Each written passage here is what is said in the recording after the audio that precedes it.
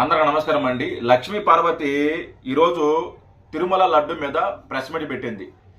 Press meet పెట్టినప్పుడు లడ్డు గురించి మాట్లాడకుండా ఈవిడ పవన్ కళ్యాణ్ గారి గురించి, నారా లోకేష్ గారి గురించి వ్యక్తిగతంగా మాట్లాడుతుంది, వ్యక్తిగతంగా దూషిస్తుంది. పవన్ కళ్యాణ్ గారు బానిస బతుకుతున్నారు, చంద్రబాబు నాయుడు గారు ఒంటి నిండా రోగాలే, ఇంకెంతకాలం బతుకుతాడు అని పిచ్చి పిచ్చిగా మాట్లాడుతుంది ఈ లక్ష్మీ పార్వతి. ఈ లక్ష్మీ పార్వతి ఏం మాట్లాడుతుంది అనేది 1 by 1 ఇంటూ మనం గట్టిగా కౌంటర్ ఇచ్చే ప్రయత్నం చేద్దాము. లక్ష్మీ పార్వతి ఎక్కడ ఉన్నావు చెప్పు.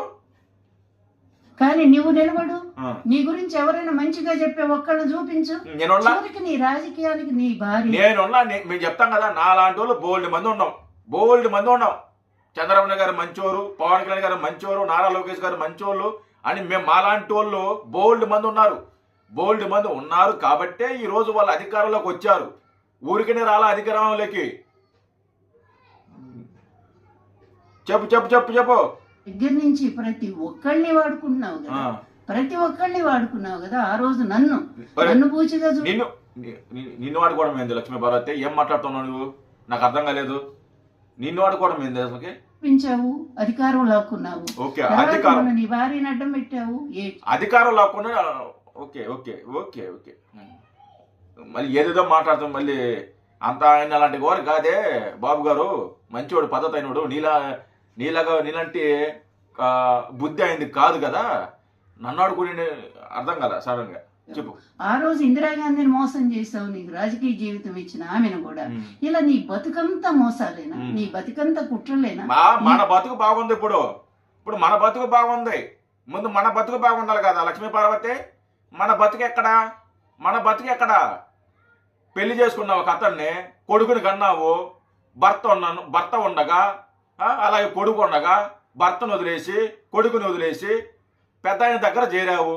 పెద్ద ఆయన దగ్గర చేరి కుటుంబంలో చిచ్చు పెట్టావు, పార్టీలో కాలు పెట్టావు, పార్టీలో అడుగు పెట్టావు. నువ్వు ఎప్పుడైతే నందమూరి కుటుంబంలో అడుగు పెట్టావో అప్పుడే దరిద్రం పట్టింది అసలుకి. ఆ పెద్ద ఆయనకి కానీ లేకుంటే తెలుగుదేశం పార్టీకి కానీ దరిద్రం పట్టింది. నీ వల్ల దరిద్రం పట్టింది. బ్రతుకంతా ఇంత హీనమా? ఇట్లాంటి వాడిని ఒక్క సహిలాదు. నీలాంటి యానిమల్స్ కి ఎప్పటికి కూడా ఆ పశ్చాత్తాపం అనేది రాదు. ఎందుకంటే మీలో ఉన్నది మనిషి ప్రవర్తన కాదు, మానవీయ దృక్కోణం అనేది ఏ కోశాన నీలో లేదు.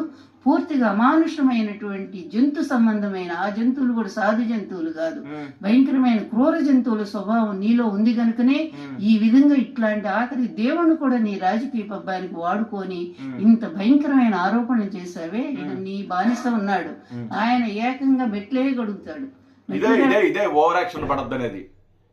నువ్వు మహిళలు కాబట్టి నీ కూల్గా మాట్లాడడానికి ప్రయత్నిస్తున్నా, పిచ్చిగా మాట్లాడితే లక్ష్మీ పార్వతి గుర్తుపెట్టుకో. ముందు నీ బతుకు చూసుకో ఫస్ట్. అసలు నీ బతికి ఎక్కడ, నువ్వు ఎక్కడి నుంచి వచ్చావు, నీ బతికేంది, నీ వ్యవహారం ఏంది, నీ కథ ఏంది, ముందు అది చూసుకో. వేరే పెద్ద పతివర్తలాగా మాట్లాడొద్దు. నీ బతుకు చూసుకో ఫస్ట్, నీ వ్యవహారం చూసుకో నువ్వు ఫస్ట్. పిచ్చిగా మాట్లాడుతున్నావు. బానిస బతుకు. ఎవరు బానిస బతికేది? నువ్వు బతుకుతున్నావు బానిస బతుకు. నువ్వు బతుకుతున్నావు జగన్మోహన్ రెడ్డి కాళ్ళ దగ్గర. జగన్మోహన్ రెడ్డి పోచే మా చేతి నీళ్ళు తాగుతూ నువ్వు బతుకుతున్నావు. బానిస బతుకు నీది ఒక దరిద్రపు బతుకు. నువ్వు వచ్చి పవన్ కళ్యాణ్ గారి గురించి మాట్లాడతావా? పవన్ కళ్యాణ్ గారు బానిస బతుక నీది. నువ్వు బానిస బతుకు బతికేది కాదు. సనాతన వేషం అప్పటికప్పుడే ఒక క్రిస్టియను అప్పటికప్పుడే సనాతన హిందూ అయిపోతాడు. నీచుల్లారా, మీకు అసలు ఏమన్నా బుద్ధి జ్ఞానం ఉండండి రాజకీయాల్లో. నిజంగా ప్రజలు గెలిపిస్తే మీ అధికారాన్ని ఎవరు కాదనరు. కానీ దానికోసం ఇంత నీచంగా దిగజారాలా? పవన్ కళ్యాణ్ నిన్ను కూడా అడుగుతున్నాను, ఇంతగా నువ్వు దిగజారాలా? ఈనాటికి నువ్వేమి సమాధానం చెప్పవా? దీనికి ఇన్ని అన్యాయాలు జరుగుతుంటే ఒక్కదానికన్నా సమాధానం చెప్పావా? నీ పార్టీ వెదవలేసే వేషాలు, పనికి మాలినటువంటి స్త్రీల పట్ల వ్యవహరించే తీరు కొంచెం మన పార్టీలో ఉన్న సంగతి ఏంది? మన పార్టీలో ఉన్న సొద్దపోసలా? మన పార్టీ వాళ్ళ గురించి చెప్పు. గోరెంట్ల మాధవ్ గుట్టలెప్పి తీసుకుని తిరిగాడు కదా, గోరెంట్ల మాధవ్ గురించి చెప్పు. గోరెంట్ల మాధవ్ గుట్టలోడు తిరిగినప్పుడు బాగా ఎంజాయ్ చేసావు కదా, బాగా చూసావు కదా. భలే చేశాడు, మంచి పని చేశాడు, బలి తిరుగుతున్నాడు గొడ్లెప్ప తీసుకొని. పొగిడేవు కదా, మాట్లాడావు కదా, సపోర్ట్ నిలబడ్డావు కదా ఆ రోజున.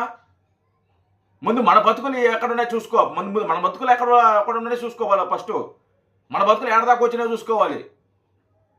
నువ్వు మాట్లాడుతున్నావు నువ్వు పడరా మీరు నిజంగా ఏ మాత్రం సిగ్గున్నా కూడా మీ ముగ్గురు కూడా రాజకీయాలను వదిలిపెట్టి వెళ్ళిపోవాలా. ముందు నీకు సిగ్గుంటే సన్యాసం తీసుకోవాలి. పోయి నీకు సిగ్గు శరం ఉంటే సన్యాసం తీసుకొని హిమాలయాలో ఎక్కడో కాశీలోనో అక్కడ సన్యాసం తీసుకోవాలి. నీకు సిగ్గుంటే ముందు సన్యాసం తీసుకో. నువ్వు ఫస్ట్ చేసిన పాపాలన్నీ కడుక్కో. పోయి చేసిన పాపాలు మోసాలు అవన్నీ కడుక్కో. సన్యాసం తీసుకో ఫస్ట్ నువ్వు సిగ్గుంటే. నువ్వు ప్రజల్లో అంత అసహ్యం మీ ముగ్గురు పట్ల ఈ రోజు పేరుకుపోయింది.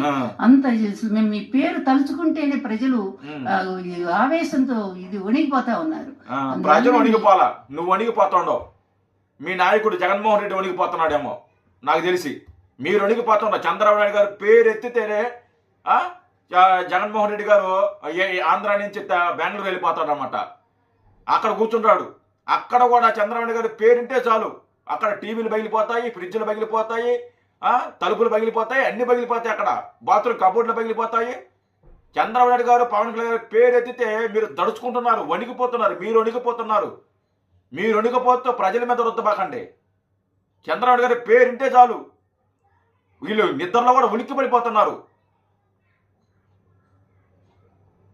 చెప్పు. జీవితాలేంటో మీరు ఒక్కసారి ఆలోచన చేసుకోండి. వల్ల చంద్రబాబు మీ హీనమైన బ్రతుకుని గురించి 80 ఏళ్ళు వచ్చి ఇంకెందుకు సిగ్గుమాలిన బతుకు, ఏ క్షణమో ఎప్పుడు పోతావో కూడా తెలియనటువంటి స్థితిలో నువ్వు ఉన్నావు. ఇంకా చూసారా, ఒకరి చావు కోరుకుంటుంది. ఒంటి నిండా రోగాలు ఉన్నాయి కదా, ఏ క్షణంలో ఎప్పుడు పోతావు ఎవరో తెలుసు అని చెప్పి మాట్లాడుతుంది. ఏమనాలి ఈవిడిని?